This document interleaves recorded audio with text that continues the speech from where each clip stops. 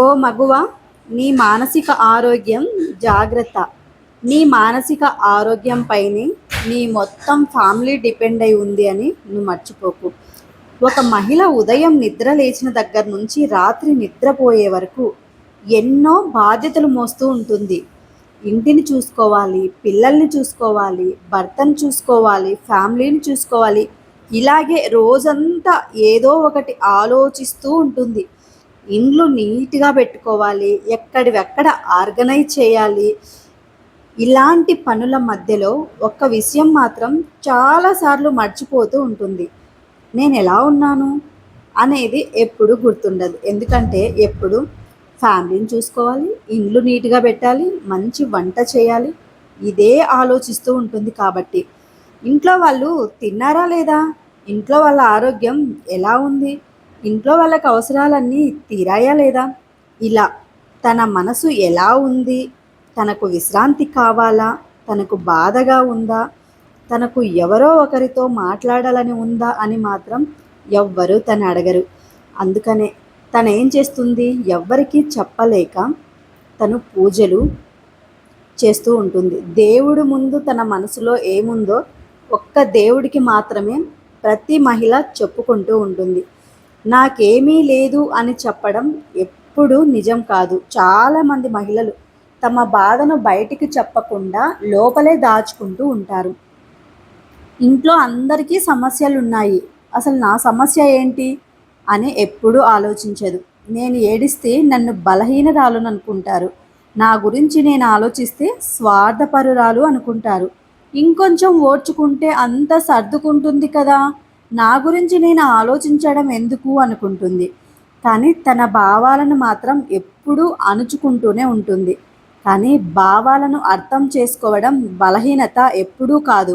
వాటిని గుర్తించి ఆరోగ్యకరంగా ఎదుర్కోవడం మానసిక ఆరోగ్యంలో ముఖ్యమైన భాగం. ప్రతి మగువ గుర్తుంచుకోవాల్సిన 5 విషయాలు. ఫస్ట్, ప్రతిరోజు కొంత సమయం నీ కోసం నువ్వు కేటాయించాలి. రోజంతా ఇతరుల కోసం పరిగెత్తే నువ్వు రోజులో కనీసం కొంత సమయమైనా సరే నీ కోసం కూడా నువ్వు ఉంచుకో. నిశ్శబ్దంగా కూర్చోవడం కాసేపు, లేదంటే వాకింగ్ చేయడం, నీకు ఇష్టమైన బుక్స్ చదవడం కావచ్చు, నీకు ఇష్టమైన సాంగ్స్ వినడం కావచ్చు, నీకు ఇష్టమైన దేవుణ్ణి పూజ చేయడం కావచ్చు, ఏదైనా సరే నీకు ఇష్టమైన పని చేయడం, నీ మనసుకు విశ్రాంతి ఇవ్వడం. సెకండ్, నీ బాధను దాచుకోవడం మానే. ఏడుపు వస్తే ఏడవడం అసలు తప్పేమీ కాదు. బాధగా ఉంటే నాకు బాధగా ఉంది అని చెప్పడం అస్సలు తప్పు కాదు. నమ్మకమైన వ్యక్తితో మాట్లాడడం, అవసరమైతే మానసిక ఆరోగ్య నిపుణులను సంప్రదించడం కూడా కరెక్ట్. సహాయం అడగడం ఎప్పుడు బలహీనత కాదు, సహాయం అవసరమని గుర్తుంచుకోవటం ఒక బలం. థర్డ్, అందరినీ సంతోషపెట్టాలి అనే బాధ్యత నీది కాదు. ప్రతి ఒక్కరి అంచనాలను నువ్వే నెరవేర్చలేవు. కొన్ని సందర్భాలలో ఇప్పుడు నాకు సాధ్యం కాదు అని చెప్పడం కూడా నువ్వు నేర్చుకోవాలి. నీకు పరిమితులు ఉండటం సహజం, నీకు విశ్రాంతి అవసరం కావడం కూడా సహజం, నీకు నో చెప్పే హక్కు కూడా ఉంది. ఫోర్త్, నీ ఆరోగ్యం నిర్లక్ష్యం చేయకు. మానసిక ఆరోగ్యం అంటే కేవలం ఆలోచనలు మాత్రమే కాదు. నిద్ర, ఆహారం, శారీరక కదలిక, విశ్రాంతి, సంబంధాలు, భావోద్వేగాలు, ఇవన్నీ కూడా మొత్తం ఆరోగ్యమైన సంబంధం కిందికే వస్తాయి. అందుకే కుటుంబాన్ని చూసుకునే ముందు నీ ఆరోగ్యాన్ని కూడా పూర్తిగా పక్కన పెట్టకూడదు. ఫిఫ్త్, నీ విలువను నీ పనులతో మాత్రమే కొలవగలవు.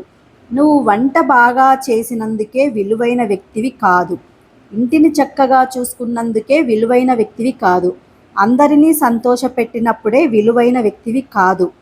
నువ్వు ఒక వ్యక్తిగా ఉన్నందుకే నీకు విలువ ఉంది. ఎప్పుడు సహాయం తీసుకోవాలి? కొన్నిసార్లు మనసు దిగులుగా ఉండటం సహజం. కానీ బాధ, ఆందోళన, చిరాకు, ఆసక్తి, నిద్ర లేకపోవటం, ఇవన్నీ మార్పులు మీలో ఉంటే, రోజువారీ పనులు సరిగ్గా చేయలేకపోతే, అప్పుడు ఖచ్చితంగా మీరు ఎవరో ఒకరి సహాయం తీసుకోవచ్చు. అసలు సహాయం తీసుకోవడం తప్పే కాదు, అది మీ బలానికి కూడా నిదర్శనం. మీరేమంటారు? ప్రతి ఒక్కరికి మెంటల్ స్ట్రెంగ్త్ అన్నది చాలా చాలా ఇంపార్టెంట్.